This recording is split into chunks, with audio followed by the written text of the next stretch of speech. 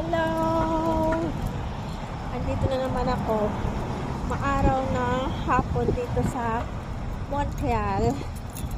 Good morning, Philippines. Andito ako ngayon sa labas with my buddy.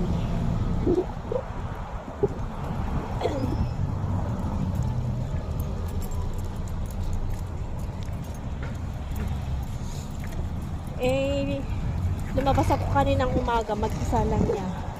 Kaya kailangan kong i-treat. Kaya ilalabas ko siya. Wala kasi sila amo na 4 days. Kaya, ito. Tapos, lumabas ako. Naglinis sa ibang bahay. Ayan, may ubo ako. Hindi ko alam kung pwede akong makabili ng gamot, pero try ko. Kasi wala pa akong Medicare card. Nahawaan ako sa ubo. Ang kati-kati ng lalabunan. Ang araw dito.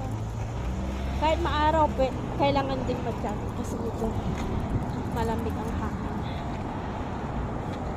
Ayan, malabas na yung mga dahon ng mga puno. Parang ang ganda na.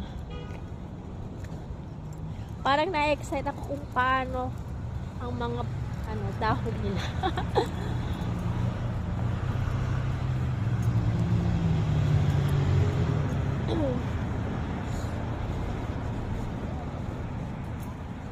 Masarap na hindi ang buhay pala ng Canada. Pero kailangan talagang magsipag, dahil kung hindi magsipag, nako, ang sahod ko sa Hong Kong at dito pareho kung hindi ako magsipag. Kaya kailangan magsipag, dahil kailangan kong pag-ipunan ng aking bayad ng boarding house. Kasi pag may bawas pa sa aking sahod, nag-Hong Kong na lang sana ako.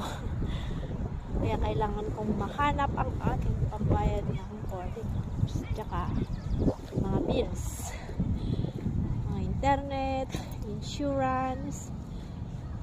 Di kagaya kasi sa Hong Kong, shelter ng amo ang insurance. Pero dito kailangan kami ang magbabayad. Tapos ang internet, kailangan din talagang magsipag.